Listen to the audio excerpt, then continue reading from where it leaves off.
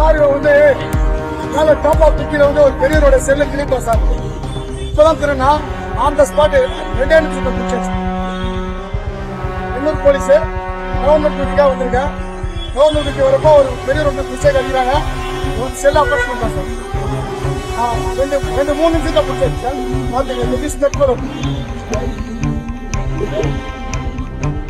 நம்ம வந்த vehicle number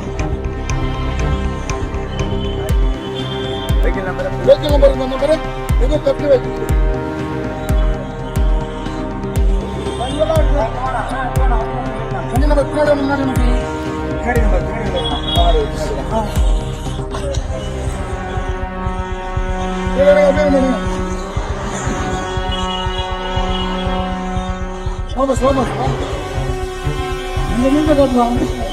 இந்த மூஞ்ச காட்டு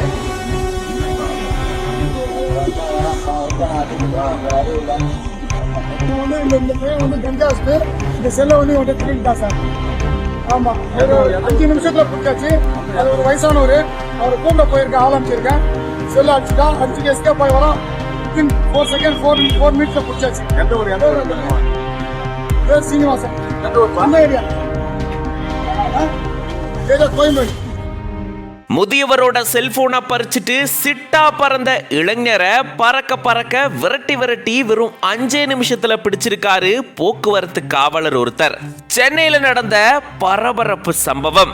சினிமா பாணியில போலீசார் சீறி பாஞ்சு இந்த வழிப்பறி கொள்ளையனை பிடிச்சிருக்காரு. என்ன நடந்தது விரிவா இந்த வீடியோல பார்க்கலாம். தமிழ்நாடு கவர்னர் RN ரவி அவர்கள் அம்பத்தூர் வழியா போறதுக்காக அங்க பாதுகாப்பு பணியில போலீசார் ஈடுபடுத்தப்பட்டிருக்காங்க. கவர்னர் RN ரவி அவர்கள் போன உடனே அந்த வழியா போயிட்டு இருந்த முதியவருடைய செல்போனை இருசக்கர வாகனத்துல வந்த இளைஞர் ஒருத்தர் பறிச்சுட்டு சிட்டாங்கிருந்து பறந்து போயிருந்திருக்காரு. முதியவர் கத்தி கூச்சலிடவே அங்க பாதுகாப்பு பணியில ஈடுபட்டிருந்த எண்ணூர் போக்குவரத்து காவல் நிலைய தலைமை காவலர் கருணாகரன் அவர்கள் அந்த இளைஞரை விரட்டி பிடிச்சிருந்திருக்காரு. வெறும் 5 நிமிஷத்துல அந்த இளைஞரை கையும் களவுமா பிடிச்சு வீடியோ எடுத்திருந்திருக்காரு போக்குவரத்து காவலர். அதை தொடர்ந்து காவல் உயர் அதிகாரிகள் கிட்ட அந்த இளைஞரை அவர் ஒப்படைச்சிருந்திருக்காரு. போலீசார் மேற்கொண்ட விசாரணையில அந்த இளைஞர் கோயம்பேடு பகுதியை சேர்ந்த சீனிவாசன் அப்படின்றதும், மேலும் அவரு கஞ்சா போதையில இருந்திருக்கலாம் அப்படின்ற மாதிரியும் சொல்லப்பட்டிருக்கு.